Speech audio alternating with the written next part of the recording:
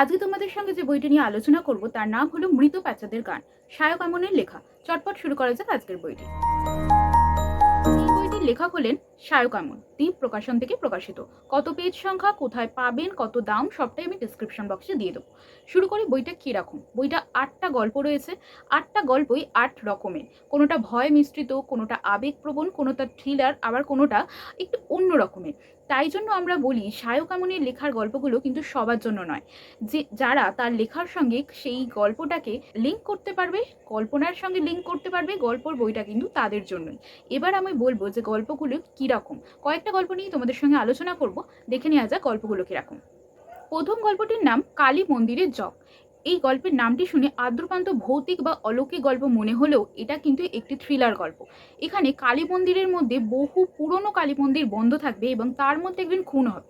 আর এই খুনের যে পরিণতি বের করবে যে ডিটেকটিভ, সে কিন্তু একটি মহিলা, এবং সেই মহিলা কিভাবে এই খুন হলো এবং পুরো বিষয়ের গল্পটা বের করবে সেটা কিন্তু বেশ ইন্টারেস্টিং। একটা গল্প রয়েছে, তার নাম হলো জাতিস্বর। এখানে হঠাৎই একটি বুদ্ধ মূর্তির জীবন্ত হয়ে ওঠা এবং সর্বহারা নায়কের জীবনে কিভাবে নতুন জীবনের পথ দেখাবে, নতুন রাস্তা দেখাবে, এটা কিন্তু বেশ ইন্টারেস্টিং। আর এখানে 3 নম্বর যে গল্পটি রয়েছে তার নাম হলো জানি তুমি অনন্য। গল্পের নামটি শুনেই বোঝা যাচ্ছে কিন্তু এটি একটি ভালোবাসার গল্প। কিন্তু এই ভালোবাসার গল্পেও অনেকের জীবনই সন্দেহ এমন একটি পর্যায়ে নিয়ে যায় যে এই সম্পর্কগুলোকে কিন্তু ভেঙে নষ্ট করে দেয়।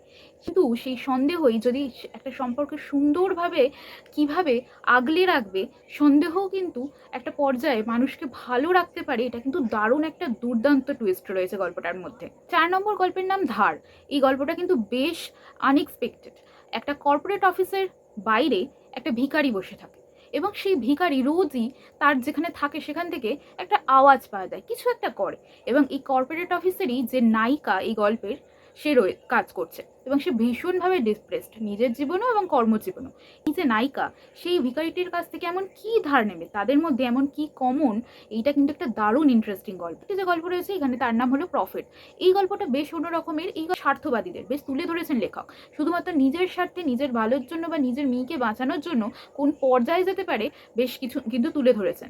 সেই সম্পর্ক যার সাথেই হোক না কেন, সে বন্ধুর সম্পর্ক হোক বা যাই, কিন্তু নিজের স্বার্থ দেখে মানুষ যে কোথায় যেতে পারে, এটা কিন্তু বেশ একটা ভালো প্রমাণ। আরেকটি যে গল্প রয়েছে ফুটোস্কো। এটা একটা সাইকোলজিক্যাল গল্প বলতে পারো। সাইকোলজিক্যাল গল্পে নিজের সন্তানকে নিজের বাবাকে মেরে দেবে, কিন্তু কিভাবে আর কেন, তার ছোটবেলার পরিণতি কী ছিল, এটা বেশ অন্য ধরনের একটা গল্প। এটাও বেশ ভালো। এখানে 8টা গল্পই অসাধারণ। আমি প্রত্যেককে রেকমেন্ড করবো একবার বইটা পড়ে দেখো, আমার কথায় দারুণ লাগবে। এই বইটা কলেজ স্ট্রিটে তো অবশ্যই অ্যাভেলেবেল। দ্বীপ প্রকাশনের থেকেও তোমরা পেয়ে যাবে, তাদের ওয়েবসাইট রয়েছে সেখান থেকে তোমরা পেয়ে যাবে, এবং সমস্ত সাইটেই এটা অ্যাভেলেবেল। আমি তোমাদের সেই লিঙ্কগুলো দিয়ে দেবো, তোমরা সেখান থেকে চেক করে নিতে পারো। আজকের গল্প আমার এতটুকুই, আশা করছি তোমাদের ভালো লাগবে।